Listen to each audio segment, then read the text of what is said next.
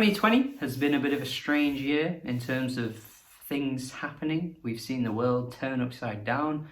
It's not been the most stable year we've seen in recent years, but I do think that we've had a great amount of music releases to keep us going, to keep us entertained, to keep us a bit more sane. I often see people kind of write off a year 6 months in, even less than 6 months in sometimes, saying music's just not been the same this year.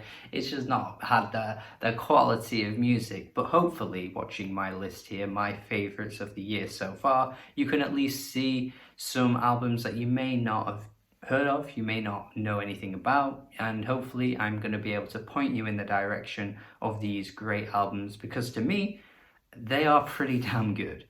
I should mention, by the way, that I will link the reviews in the description, because although I'm going to be talking a little bit about each album here, I do want more of the detail to be in the actual reviews. There's no point in me going full ham in on all of the albums when I have already done it already, and I've reviewed all of these albums here, so check out those as well if you'd like. Going to get right into the list, kicking off with Fiona Apple, starting with a big one, starting with a bang. Fiona Apple, just one of my all-time favourite artists at this point. She already was, and then coming through with Fetch the Bolt Cutters seemed to cement that even further, and I'm not entirely sure how, to my ears, that she's just been so ridiculously consistent her entire career. Like, a lot of artists tend to fizzle out or drop music later on in their career that's just not the same, not as good as it once was.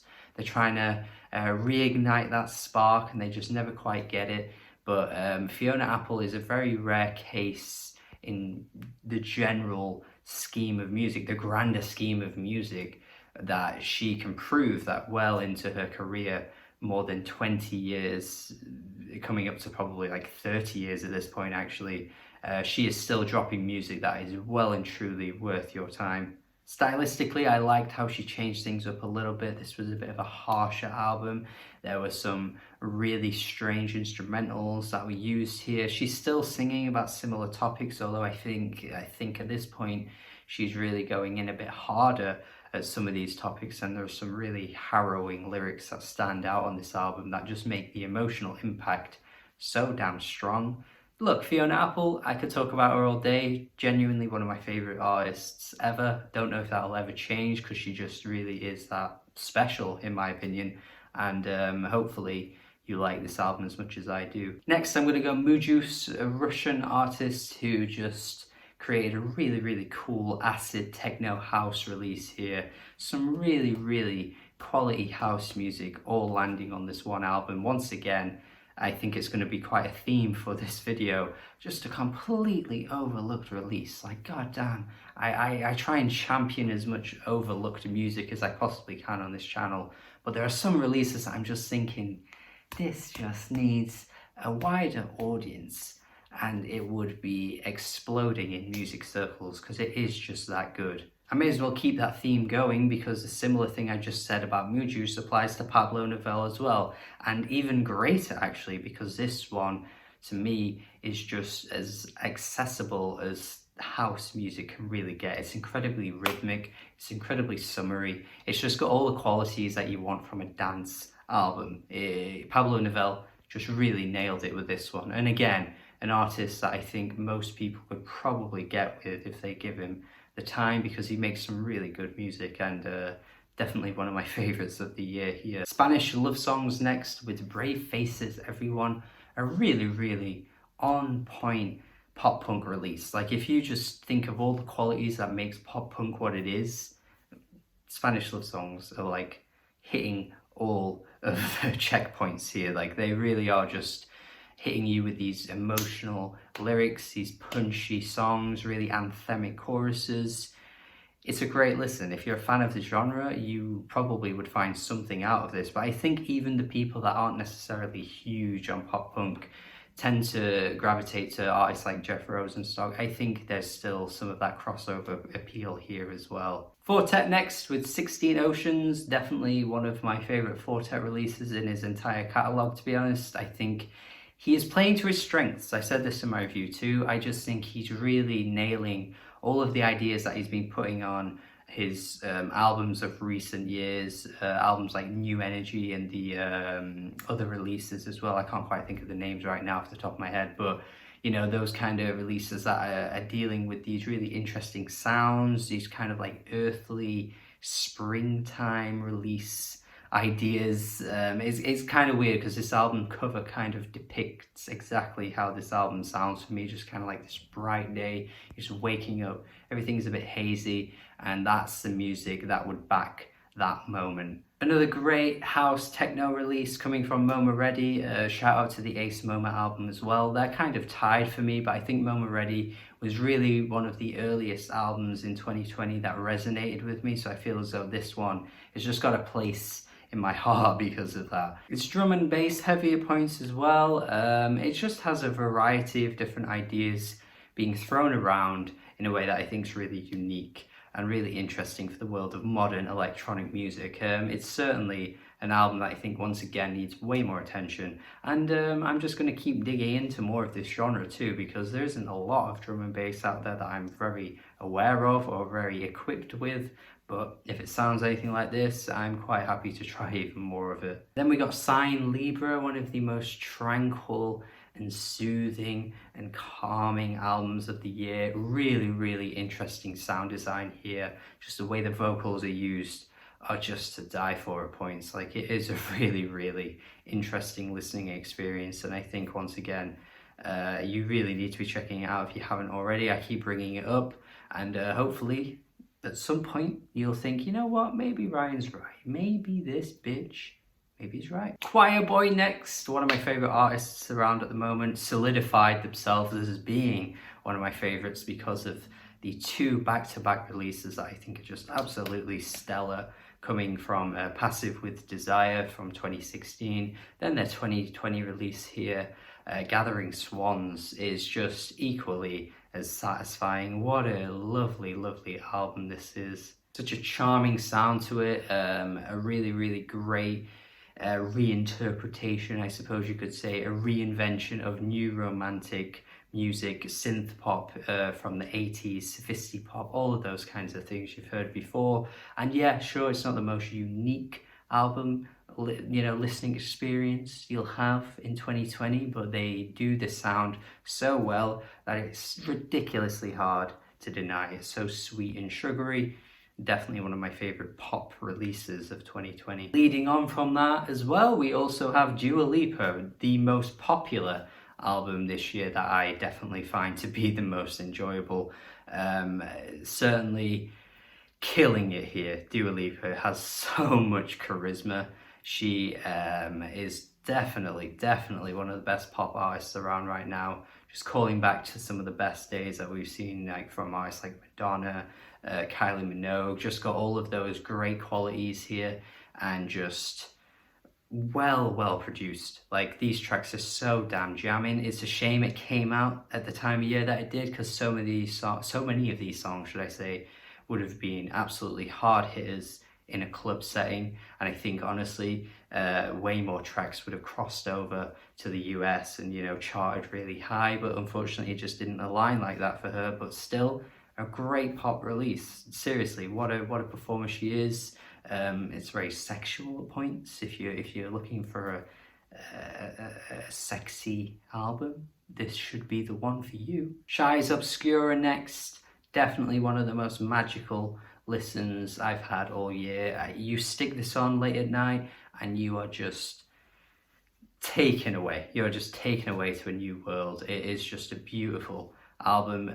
Shye up until this point has been putting out some really cool and interesting music, and this right here just kind of brings together everything she was doing up until this point in a way that I just think clicked so beautifully. Like, god damn, how the hell did she create this? This is so wonderful.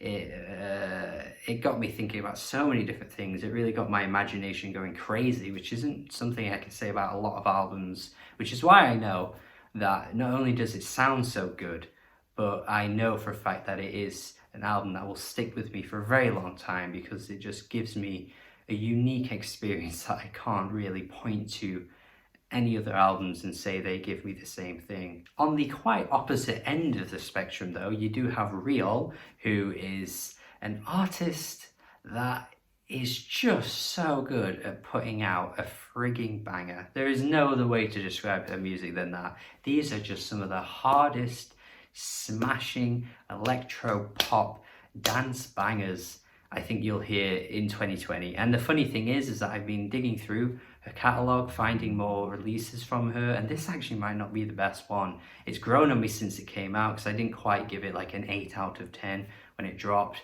but it has grown to be that good since then. But Jesus, her discography is just constantly hitting you with gems. It is a treat going through her albums because she just is such a great performer. She just has fantastic production. Oh God, just bangers. You want bangers? Play this. The good friend of mine, Buffalo Staple, also known as Vale-Smith, has put out one of my favorite Wonky albums I've heard in quite some time. Really talented. What a guy, what a talented guy. Obviously know him well in real life, but I wouldn't be the one to just, you know, pretend that I'm shining a light on my friend just for the sake of brownie points. You know, I'm not here to suck up to him. I'm not here to impress my friends. I'm here to tell you that, look, yes, he's a good friend, but he makes friggin' great music. You can see that he takes influences from artists like Fortet, but then on the wonkier side of things, he definitely takes influences from artists like Rusty, St. John Hawk. Look, if those names appeal to you and you're a fan of this genre of music, please check out Vale-Smith, because he's really doing what all of those artists do at a really high level, and he's early on in his career too. It's great to see. It's good to see talent rising. One of the more recent reviews I've done on this channel, KNV, really satisfied with this one, because up until this point I hadn't quite loved any of her music, but I definitely saw a great amount of potential in her, and I knew that she was on her way to rising into something that will just be so damn fantastic.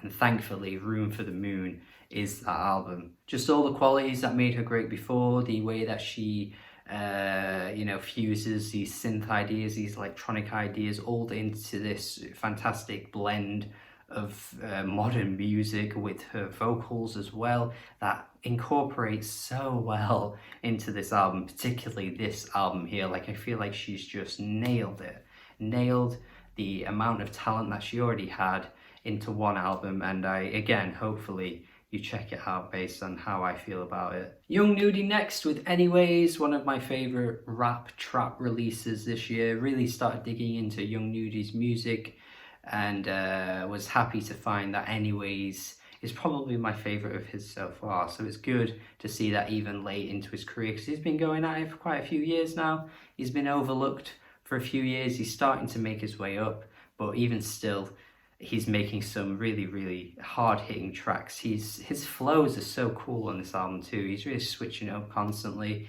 The beats he raps over are fantastic. Just a really all-round great album, I think. I've come around to more trap type stuff as of late, in the past like year or so.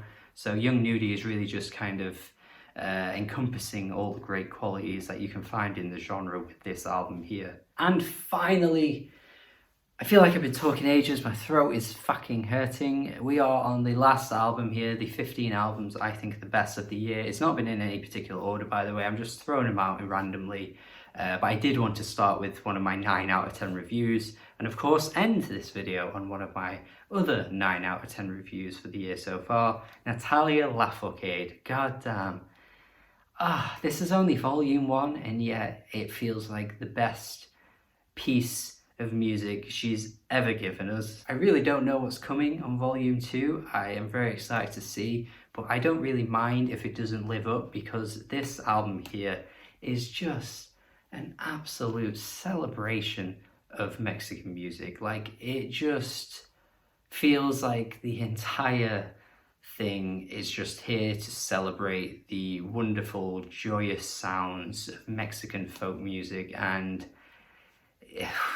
it's so unapologetic about it. It's really an album that just makes me so happy whenever it's on. I feel like I'm going to keep saying that whenever I bring this album up throughout the year. Probably going to be repeating shit that I've said 5, 6, 7 times before, but it's just true. It just makes me so happy. It's a joyous release.